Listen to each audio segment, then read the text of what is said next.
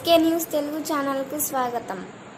అనంతపురం జిల్లా ఎస్పీ గౌతమిశాలి ఆదేశాలతో కళ్యాణదుర్గం మండలం ఒంటిమిద్దె గ్రామంలో కేంద్ర సాయుధ బలగాలచే ఫ్లాగ్ మార్చ్ నిర్వహించారు. గ్రామంలోని ప్రధాన రహదారి మరియు కాలనీలలో కవాతు నిర్వహించారు.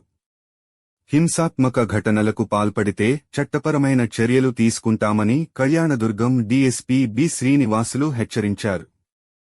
అనంతరం గ్రామస్తులతో మాట్లాడుతూ అల్లర్లు, గొడవలు జోలికెళ్లి కేసుల్లో ఇరుక్కుపోవద్దని సూచించారు. ముఖ్యంగా యువత సంయమనంతో ఉండాలని, కేసుల్లో ఇరుక్కుపోతే భవిష్యత్తు నాశనమవుతుందని తెలియజేశారు. ఈ కార్యక్రమంలో డీఎస్పీతో పాటు సిఐ హరినాథ్, పోలీసు సిబ్బంది పాల్గొన్నారు.